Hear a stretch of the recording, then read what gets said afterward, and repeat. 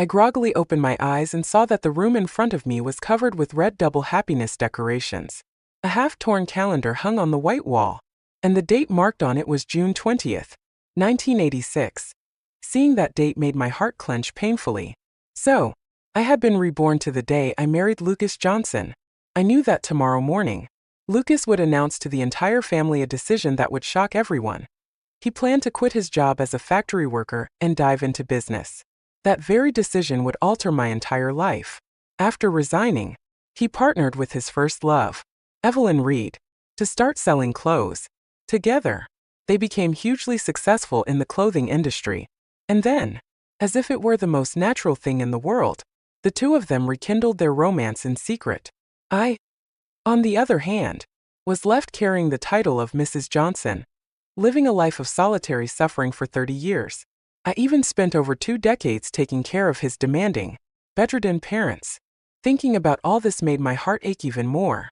In my previous life, I had worked myself to the bone for the Johnson family, only to be mistreated and discarded in the end. It just wasn't worth it. This time, I decided to step aside and let Lucas and his precious Evelyn take care of his troublesome parents when they inevitably became bedridden.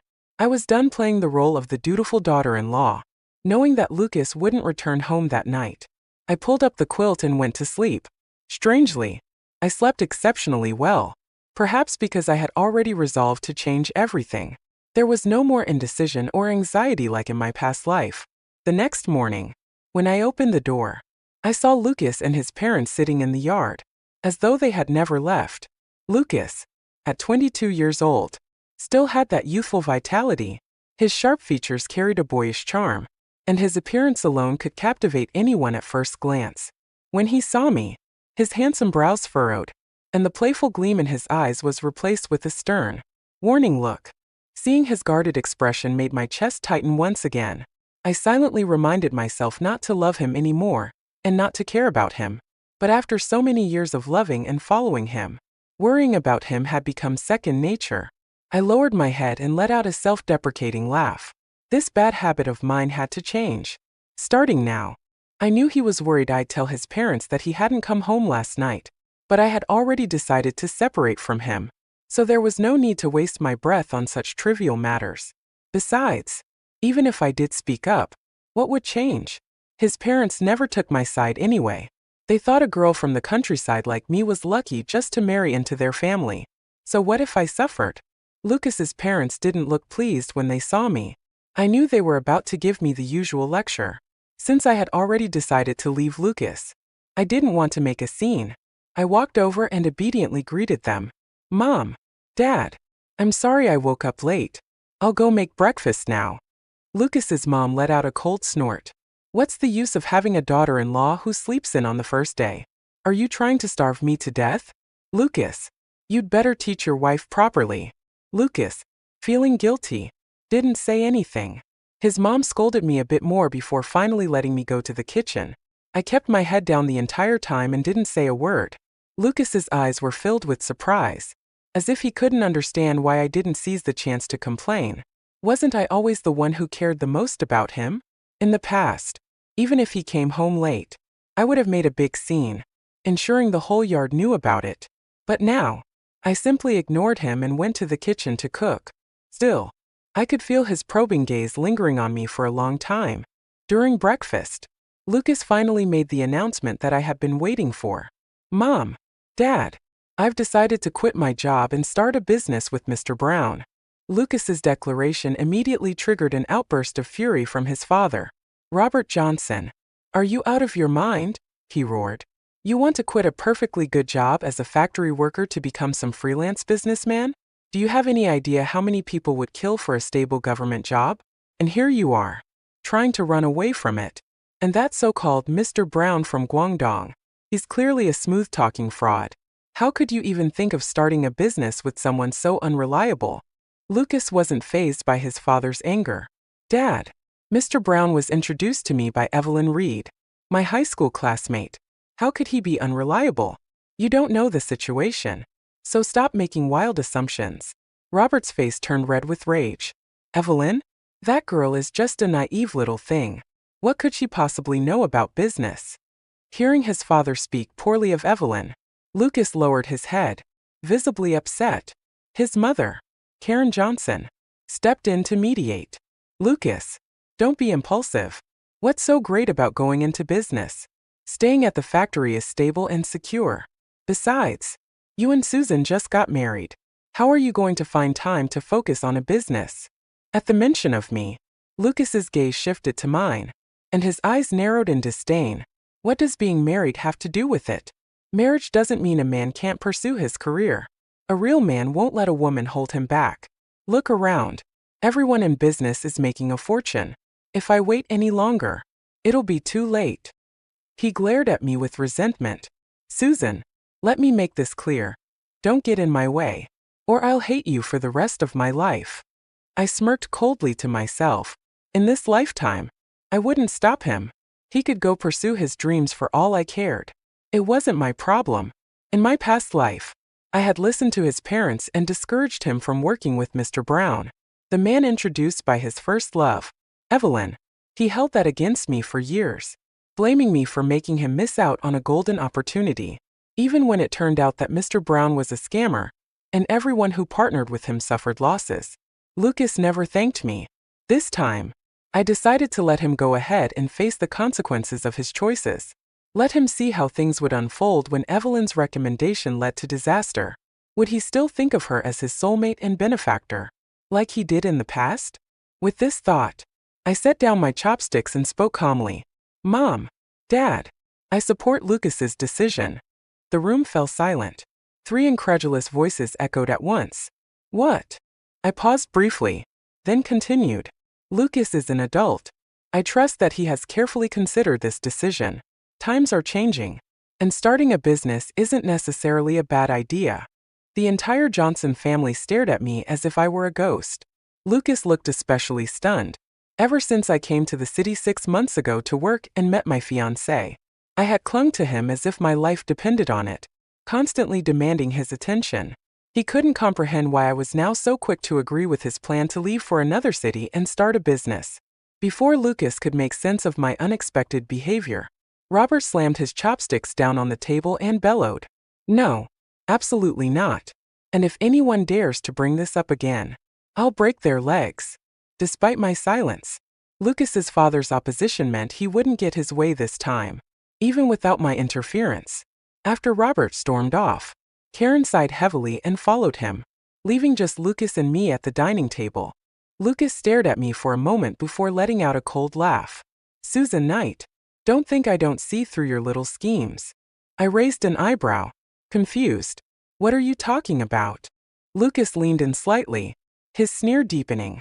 You're hoping I'll go off and fail so you can watch me crash and burn, aren't you? His words confirmed my suspicions, but I simply looked back at him, calm and unbothered. Lucas continued, his voice dripping with contempt. You think I don't know what you're trying to do? Supporting me all of a sudden, acting like you've changed your mind. It's just a trick, isn't it? You're hoping that I'll go out there, lose everything, and come crawling back humiliated. I tilted my head slightly, meeting his gaze with indifference. Believe what you want. Lucas, I'm just respecting your choices. What happens next is up to you. My calmness seemed to frustrate him even more. He narrowed his eyes, searching for any hint of mockery or deceit, but found none. Finally, he scoffed and leaned back in his chair. Fine. Let's see who gets the last laugh. I didn't respond, nor did I show any reaction. I had no intention of fighting or arguing. In this lifetime, I was done trying to win his favor or prove anything to him. He could make his choices, and I would make mine. The weight of my past life sacrifices and heartbreaks was enough to remind me that I didn't owe him anything. Not my love, my support, or even my anger. After a moment, Lucas stood up abruptly and left the table, slamming the door behind him. I remained seated, quietly finishing my meal, already preparing myself for the changes to come. This time, I wouldn't be the one left suffering in silence. If Lucas wanted to pursue his ambitions, let him. But I was no longer the woman who would sacrifice herself to clean up his mess. I didn't expect you to pick up such manipulative tricks after just a few days in the city. Lucas sneered, his voice dripping with disdain. This whole strategy of retreating to advance. Pretty clever. Huh? You agreed to me quitting my job and going into business just to provoke my dad into stopping me. That way, you'd ensure I couldn't partner with Mr. Brown. Susan, you're disgusting. I'll never like you. His eyes were filled with contempt. And in that moment, I was reminded of the look he gave me on the day I died in my previous life. It was the same scorn, the same disdain. I clenched my fists tightly, digging my nails into my palms to suppress the searing pain in my chest. Then, with a steady voice, I finally said the words I had been longing to say since the moment I was reborn. Lucas Johnson, let's get a divorce. His voice immediately rose in shock. What did you just say? I swallowed the lump in my throat and repeated firmly. I said, let's get a divorce. Lucas stared at me, dumbfounded. I met his gaze and continued. I know you've never truly liked me. You're a high school graduate, a city boy, while I'm just a country girl with only a middle school education. I've thought it through. Binding two completely incompatible people like us together through marriage isn't fair to either of us. So, let's end this amicably. Lucas let out a cold snort. So, you finally realize you're not good enough for me? At least you've got some self-awareness. But in the next moment, his brows furrowed deeply, and he glared at me with suspicion. Susan, I don't know what game you're playing now, but there's no way you seriously want a divorce. Who do you think you're fooling? Is this fun for you? I looked directly into his eyes, my expression calm and unwavering. I'm not playing games. I mean it. If you don't believe me, we can go get the divorce certificate right now. Lucas's gaze darkened as he scrutinized me, as if trying to peer into my soul. I didn't flinch. My resolve was clear. Yes, I wanted a divorce. I wanted to leave the Johnson family, the cage that had trapped me for 30 long years in my past life. I was curious to see how Evelyn would handle the role of Mrs. Johnson after I left. Could she do better than I had? My demeanor was flawless, leaving Lucas unable to find a single trace of hesitation or deceit. He eventually looked away and let out a cold laugh. I don't know what trick you're trying to pull, but these are your words. Let's go get the divorce certificate right now. And whoever backs out later, may they rot in hell. His words stung, but thankfully, I had already stopped caring about him. Besides, I truly wanted this divorce. There was no reason for me to back out. Lucas, afraid I might change my mind, threw down his chopsticks and dragged me straight to the Civil Affairs Bureau. Without any hesitation, we completed the paperwork and received the divorce certificate. As we stepped out of the office, Lucas held the certificate in his hand, grinning from ear to ear. I didn't think you'd actually go through with it, he said, chuckling. Susan Knight, you've really changed. I gave him a bitter smile. It's not that I've changed. I just don't love you anymore. Lucas, clearly in high spirits, didn't seem bothered by my words. Well, since you're the one who initiated the divorce, make sure you tell my parents the truth when you go back to pack your things. Don't try to make me look bad. I nodded calmly. Don't worry. I'll tell them exactly what happened. Satisfied, Lucas tucked the divorce certificate into his pocket and walked off, his steps light and carefree. I stood there, watching him disappear into the distance. I knew Lucas had gone to share the good news with Evelyn Reed, the sales associate at the department store. He truly loved her. Too bad for him. Lucas's parents didn't like her. They thought she was too headstrong and difficult to control. That's why they ignored his feelings and arranged for him to marry me, a girl from the countryside, with a marriage agreement made when we were children. But now, with me out of the picture, they could finally be together. Couldn't they? When I returned home, Karen Johnson was waiting for me with a frosty expression. Susan Knight, so you've decided to show up? On your first day back. You're already neglecting your duties. No lunch prepared. Nothing. If I'd known you were this lazy, I'd never have let you into this house. There she was again.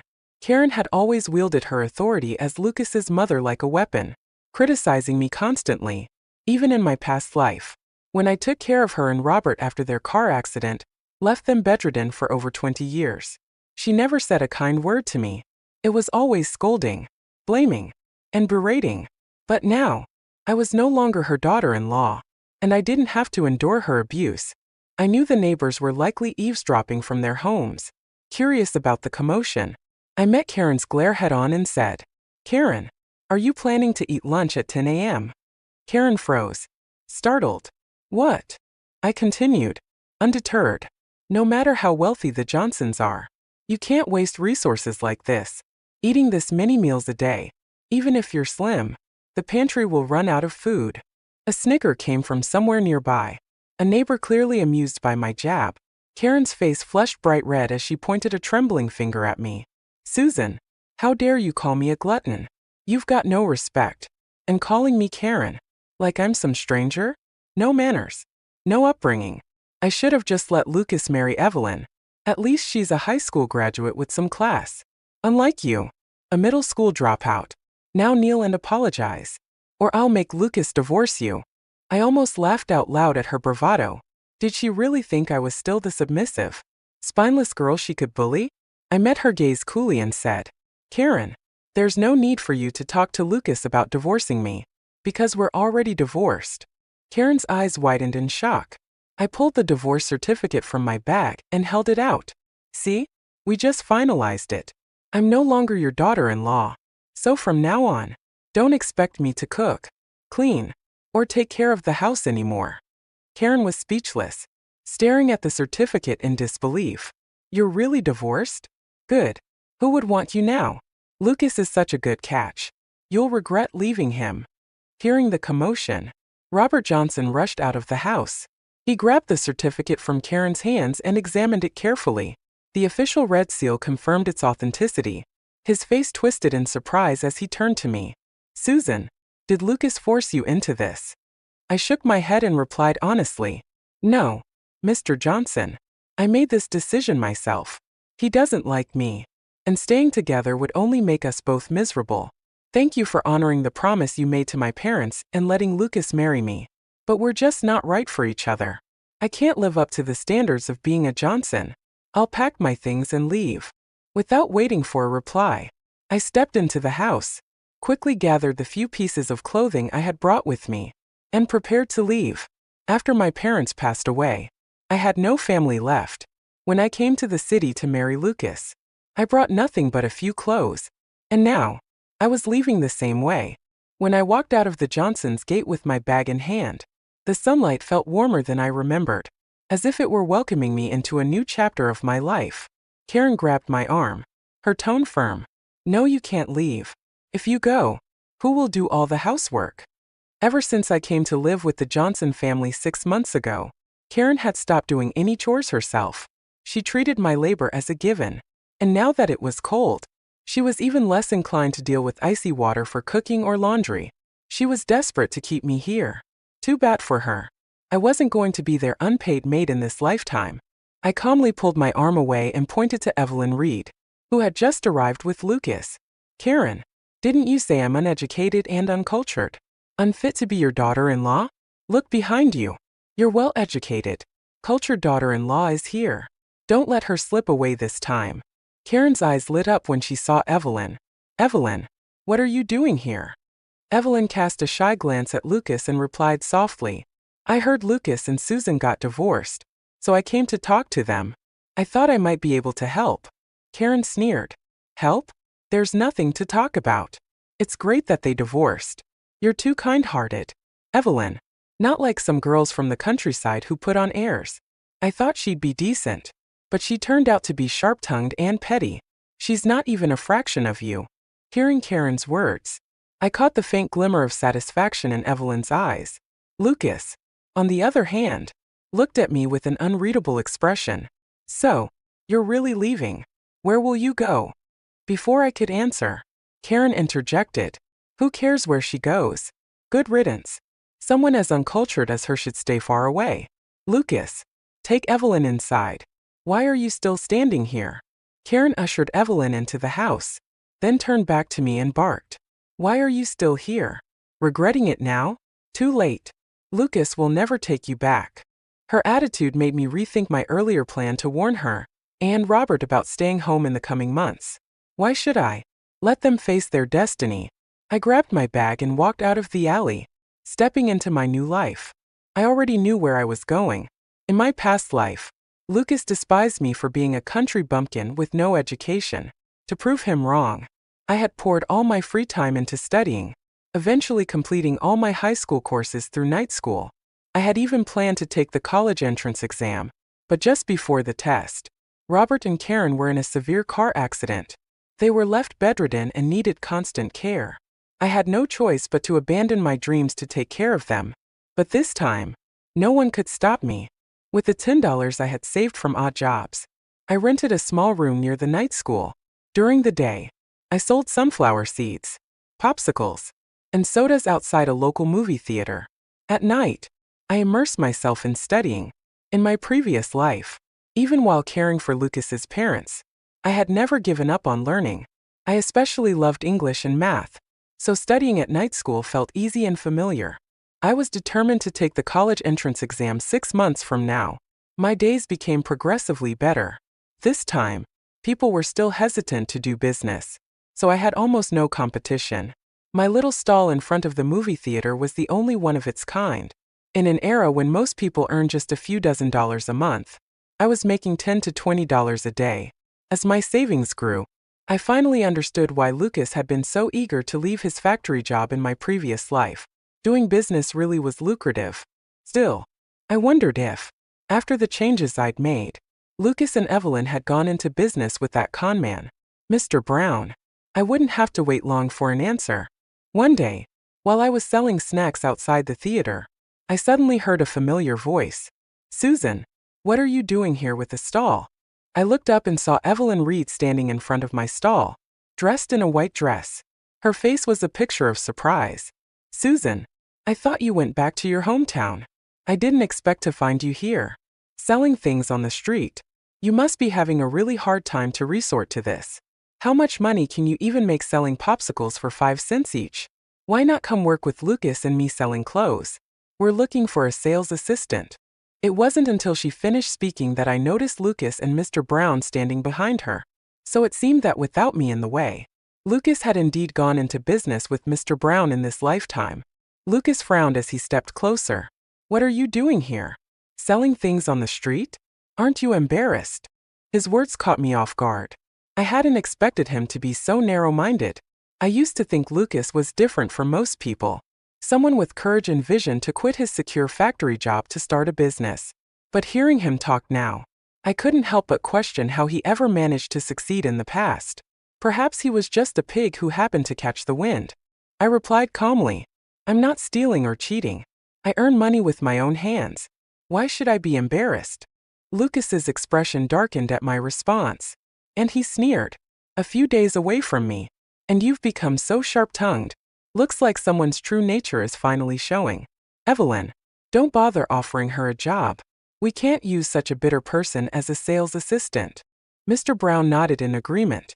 "Exactly. Sales assistants need to be polite. Someone like her would scare customers away and ruin your business." Their arrogance was almost laughable. I never said I wanted to be a sales assistant. Selling snacks on my own was far more profitable than working for someone else. Yet here they were, acting as if they were doing me a favor. Ignoring them, I turned to Evelyn. "That'll be 15 cents for the soda." Evelyn handed me 20 cents and said generously, "Keep the change." I calmly took out 5 cents and gave it back to her. "No need. You'll need the extra money for your business." Evelyn raised an eyebrow slightly at my gesture, then smiled. "Well, if you insist. Susan, you may speak harshly, but you mean well. Don't take Lucas's words to heart. Oh, by the way, we're getting married next month. If you're free, you should come to the wedding." So they were really getting married. Strangely, I felt no emotional reaction to the news. It didn't sting, didn't hurt. It simply was. Lucas, however, scowled deeply at Evelyn's words. "Why are you telling her that? If she actually shows up, she'll bring bad luck." Evelyn quickly feigned a look of disapproval. "Lucas, how could you say something like that? You'll hurt Susan's feelings." Lucas shot me a dark glare but didn't say anything else. I smiled faintly. Lucas is right. My presence would only spoil the mood. "Evelyn, I wish you both a happy marriage in advance, but I won't be attending the wedding." Evelyn's expression brightened at my response, satisfaction clear in her eyes. She had achieved what she came here for. After exchanging a few more pleasantries, she, Lucas, and Mr. Brown finally left together. I watched their backs as they walked away and did a quick mental calculation. By now, it shouldn't be long before Mr. Brown's deceit comes to light. I hoped he wouldn't move too quickly, though. I didn't want him ruining their wedding plans. I was genuinely curious to see if, after being scammed, Lucas and Evelyn would still be as close as they were in my past life. Time flew by, and my earnings kept growing. In addition to selling sunflower seeds and snacks outside the movie theater, I realized that young people were obsessed with movie stars. So, I started stocking up on their photos and posters to sell alongside my usual products. This small adjustment made my business even more successful. One evening, as I counted my earnings, I was amazed to find that I had saved 8.200 yuan. I was just a little shy of becoming one of those 10.000 yuan households. The sight of so much money nearly brought tears to my eyes. In my past life, I had worked as an unpaid maid for the Johnson family, rarely holding more than 200 yuan at a time. Even after Lucas became a big-shot businessman, he never gave me much money. To them, I was nothing more than a tool. A person who didn't need clothes, didn't need to shop, and didn't have desires. But I was human too. Now, I had earned all this money with my own hands, and there would only be more to come. I could finally buy the things I wanted for myself. That weekend, I arranged to go shopping with my night school classmate, Anna Zhou. She was my desk mate, an outspoken and cheerful girl who I got along with very well. As we strolled through the streets, Anna grabbed my hand excitedly.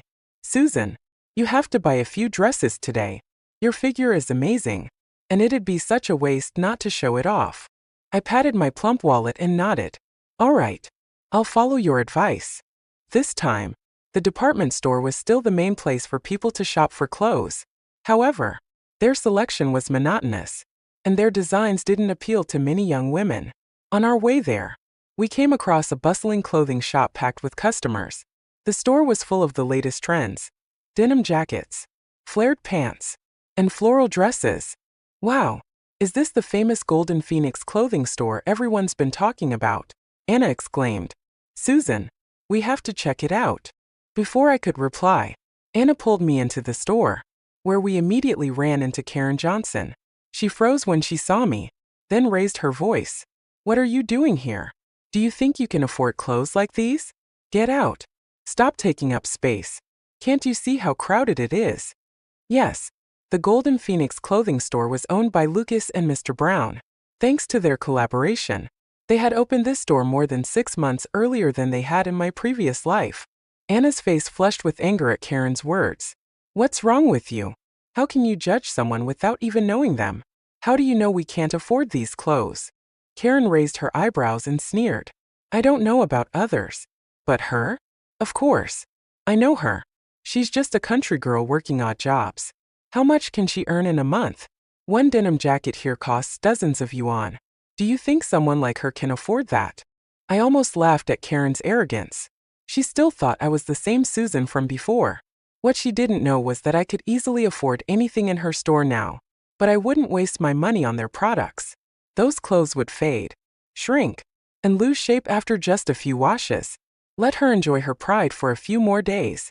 Once people realized the poor quality of their clothes, their good days would be over. Anna was livid. "So what if she's from the countryside? Weren't your ancestors farmers too? How dare you look down on rural folks? I wouldn't want to shop at a store owned by someone like you." Karen scoffed and muttered. "Rude, uneducated people. No wonder you hang out with her. Unlike my current daughter-in-law. Our Evelyn is such a capable woman," Karen said smugly, her gaze filled with pride. "This store is all thanks to her helping Lucas get it up and running. Look at how well our business is doing. We're making so much money every day. You must be dying of envy now, aren't you?" She looked at me, clearly hoping to see regret or jealousy in my expression. But there was none. Absolutely none. Why would I envy someone on the verge of disaster? Evelyn noticed us and pulled Lucas over. "Susan, did you come to support our store?"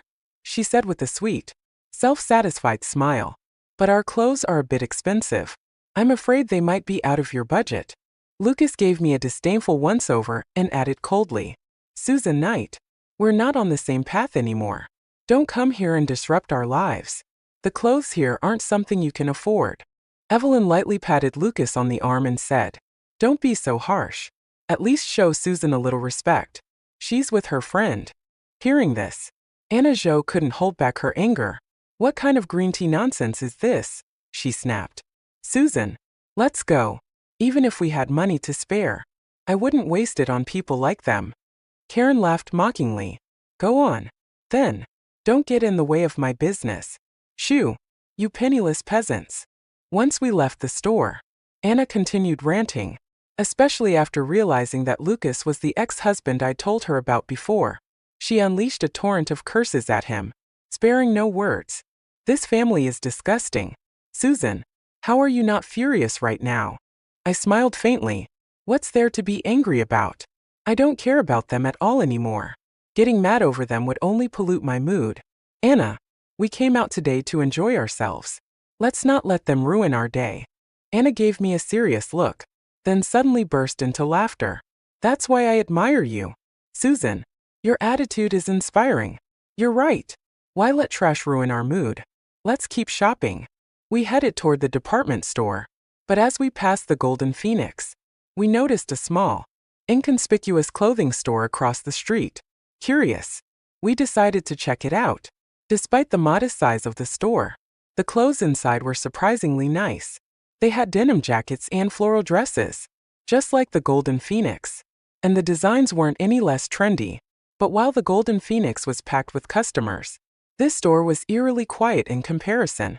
The young man behind the counter, wearing glasses, greeted us warmly. Take your time. Ladies, feel free to try anything on. I couldn't help but ask.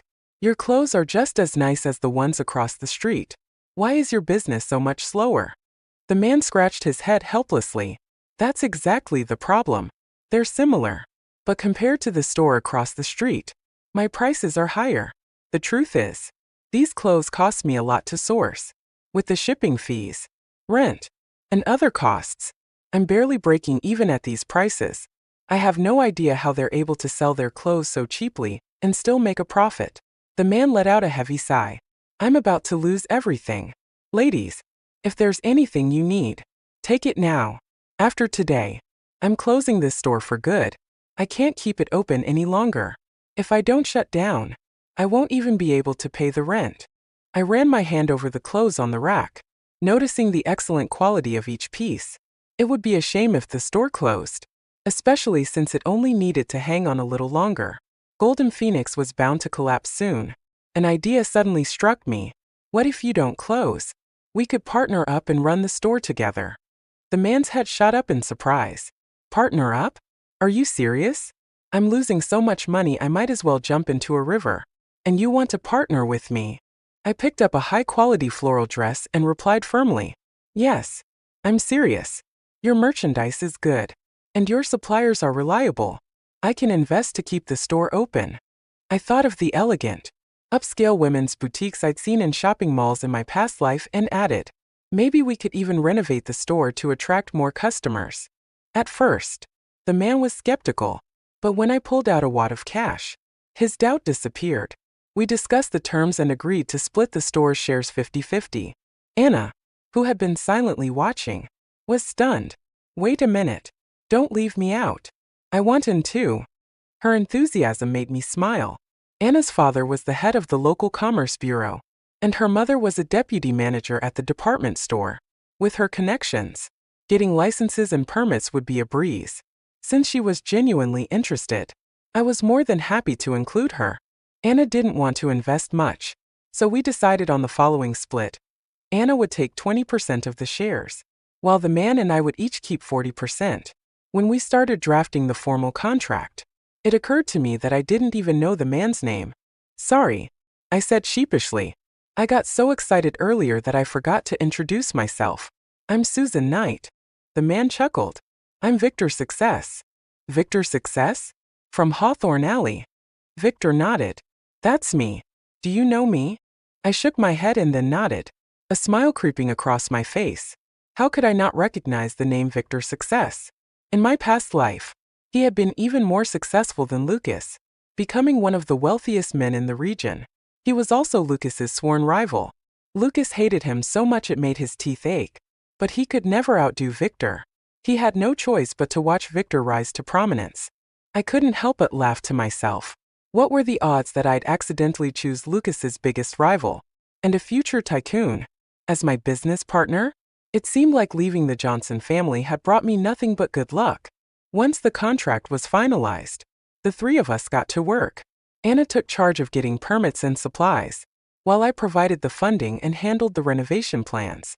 As we threw ourselves into transforming the store, the Golden Phoenix across the street began facing its inevitable downfall. Customers who had paid premium prices for their clothes quickly discovered that the garments shrank, lost shape, or faded after just a few wears. Furious, they stormed the store, demanding refunds. Victor watched the chaos from our side of the street and sighed in relief. No wonder their prices were so low. Their stock was defective. Susan, it's a good thing you stopped me from closing. Otherwise, I'd have missed this opportunity. I smiled and nodded. Yes, our time to make money is just beginning. Not long after, the authorities received reports about the poor quality of the Golden Phoenix's products. Officials arrived to shut the store down. On the day of the closure, Karen was sprawled on the ground, wailing and causing a scene. But her tantrum couldn't stop the inevitable. The Golden Phoenix's doors were sealed shut, marking the end of its short-lived success. I stood in front of our newly renovated store, watching Karen angrily hitting Evelyn while shouting at her, "You're nothing but bad luck. If it weren't for you, my son wouldn't have quit his stable factory job and wasted all our savings starting a business with that scammer. Mr. Brown, look at what you've done to us with this batch of defective goods. You've ruined us." Evelyn, who just days ago had been full of pride, now hid behind Lucas, her face streaked with tears. But to my surprise, Lucas didn't shield her. Instead, he occasionally held her still, making it easier for Karen to land her blows. Watching this scene from across the street, I couldn't help but laugh. So much for their unbreakable love. When it came down to money and survival, they were just like anyone else. Self-preservation came first. On the day Golden Phoenix officially shut its doors, our Red Rose boutique held its grand opening. I had designed the store to resemble the upscale boutiques I remembered from my past life, with a polished and elegant interior that appealed to women at first sight. Naturally, our business thrived from the very start. Karen and Lucas came to retrieve the last of their belongings from Golden Phoenix. As they passed by Red Rose Boutique, Evelyn stared at the store's beautiful interior with envy. "This place is gorgeous. Lucas, if we hadn't trusted the wrong person, our second store wouldn't have been any worse than this." Lucas's face darkened, and he stayed silent. Karen let out a harsh laugh. "You think you'll ever succeed in business? We've already lost everything. If you so much as mention starting another business, I'll break your legs." Evelyn's face flushed with embarrassment at being scolded in public. She looked crestfallen. But before Karen could berate her further, she noticed me standing at the boutique's entrance, welcoming customers. Karen marched over, sneering. "So, you've resorted to working as a sales clerk here? How pathetic." Anna, standing beside me, immediately fired back. "Oh, isn't this the family of failures who just had their store shut down? Your own lives are in ruins, and you still have the nerve to mock others." Karen snorted arrogantly. "So what if we failed? At least we've been bosses before. Unlike you two, who are doomed to be clerks for life." Anna laughed so hard she had to cover her mouth. "Clerks? Open your eyes. Karen, Susan and I aren't clerks. We're the owners of Red Rose Boutique. This entire store is ours." 3 gasps of disbelief filled the air. Lucas and Evelyn stared at me, wide-eyed. Lucas turned to me, his voice shaking. "Susan, you're the owner of this store." I nodded calmly. "That's right. This store belongs to me." Evelyn's voice turned shrill. "Impossible. Lucas and I couldn't even make Golden Phoenix this good. How could you possibly open such a high-end boutique?" I smiled faintly. "Maybe it's because I don't look down on people." Evelyn's face turned ghostly pale. Lucas's gaze shifted uneasily as he looked at me, his thoughts unclear. But it didn't matter to me anymore. The store was bustling with customers, and I had work to do. After all, I was determined to make a lot of money. As I walked back inside, Karen muttered behind me, "A country girl like her owning such a big store? Who knows what shady means she used? Disgusting." Evelyn echoed her disdain with a huff, while Lucas stood silently, his usual look of condescension toward me noticeably absent. Red Rose Boutique flourished. Since Anna and I were busy with school, we couldn't be at the store often, so Victor hired additional staff to help manage the day-to-day operations. Time flew by, and before I knew it, the day of the college entrance exams arrived. Walking out of the exam hall, I looked up at the clear blue sky and let out a long breath of relief. I felt good about my performance, especially in math and English, my favorite subjects. I knew I had done well this time. I was confident I'd get into a good university. Anna came bouncing over, throwing her arms around me. "Susan, I think I did pretty well too. Thanks to you helping me with English. This time, I'll definitely get into college and finally make my parents proud." "That would be amazing," I said, smiling. This lifetime, not only had I worked toward fulfilling my own dreams, but I had also helped my friends achieve theirs. It made me incredibly happy. After the exams, Anna and I finally had some time to help out at Red Rose Boutique. By now, both of us were small, 10,000 yuan households. We started planning how to manage our business while attending university together. "Let's stick together and keep building this business," Anna said excitedly. Victor chimed in with enthusiasm. "Count me in. You two can't leave me out. We're the dream team. We do everything together." I laughed and nodded. "Of course. You're in. With Victor on board, we're in good hands." He had a knack for running the store, and since Anna and I wouldn't have much time once school started, having him manage things was the perfect solution. After all, he was destined to become a business tycoon.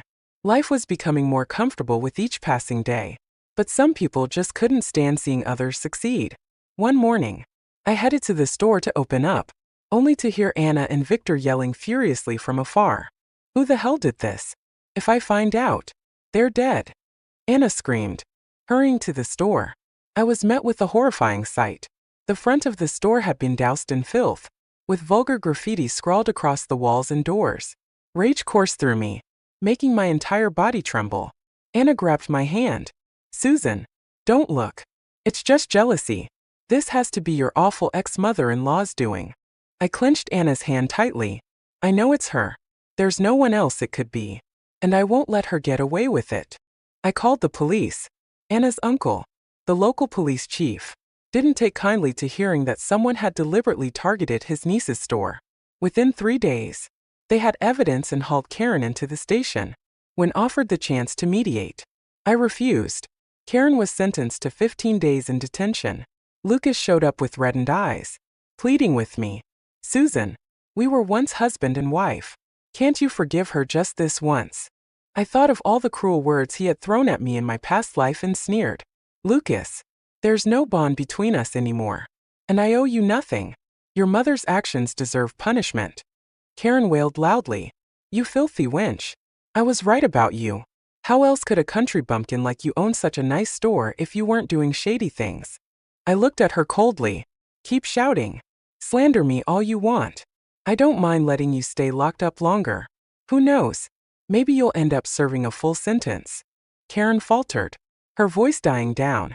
She had finally realized I was no longer the submissive daughter-in-law she could push around. Lucas stood silently, his expression heavy. "Susan, you've really changed." I met his gaze with a smile. "So have you." And it was true. This lifetime, without me, Lucas hadn't improved at all. In fact, he seemed worse off than before. It was almost pitiful. The next time I heard about the Johnson family, it was from Anna. "Did you hear? Your charming ex-mother-in-law is paralyzed now. Actually, both of them are." I raised an eyebrow. "Was it a car accident?" Anna shook her head. "Sort of, but not exactly. After Golden Phoenix went under, Evelyn tried to start another business. But Karen didn't approve and constantly beat and tormented her. Your ex-husband didn't defend her either. Evelyn finally had enough and decided to run away. She took the last bit of their money and planned to move to Shenzhen to start fresh. But while trying to sneak out, Karen and Robert caught her. They chased Evelyn into the street, where she shoved them into the path of an oncoming truck.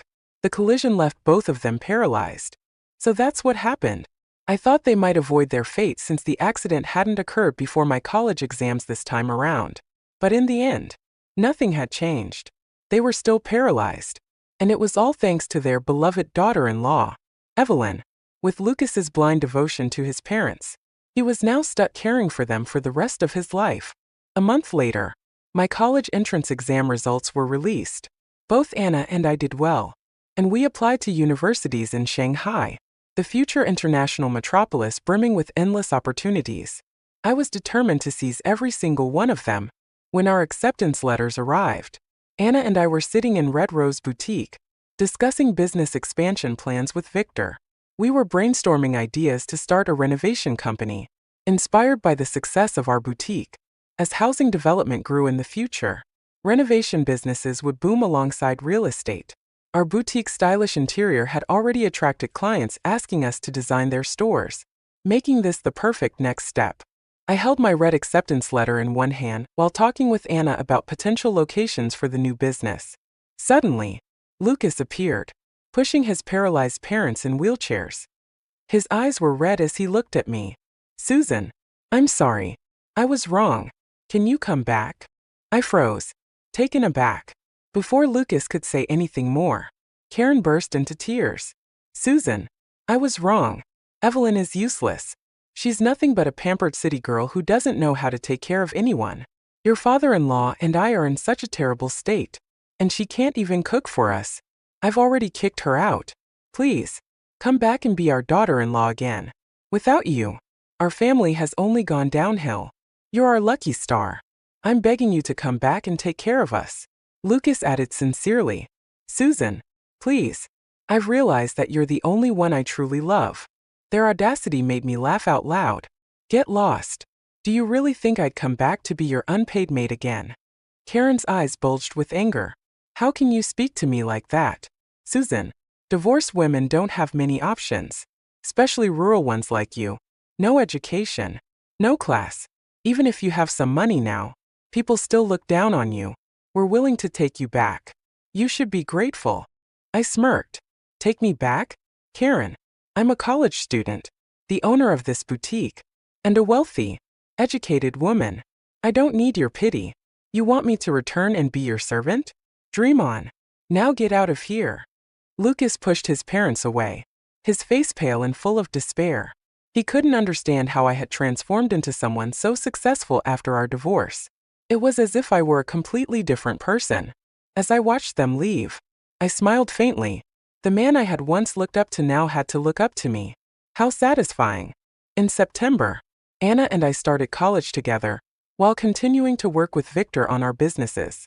We launched our renovation company and ventured into real estate. With branch offices spreading across the country, our profits soared as the years went by. Meanwhile, Lucas and Evelyn ended up back together. With his parents bedridden, finding another wife was nearly impossible for Lucas. The burden of caring for them left the two exhausted, with no energy to pursue any ambitions or business ventures. As for me, I rode the tide of the era, leading Anna and Victor to massive success. By the turn of the millennium, I became the wealthiest person in the nation. On that very day, Victor proposed to me with an enormous diamond ring. I looked at the ring and shook my head with a smile. "You're amazing, Victor, but I don't want to get married." Victor was stunned. "Why not?" "Because I'm happy being single. Life as a wealthy, independent woman is too joyful to give up. Why would I lock myself into a marriage again? In this life, I only wanted to live for myself. And I did. Happily and freely."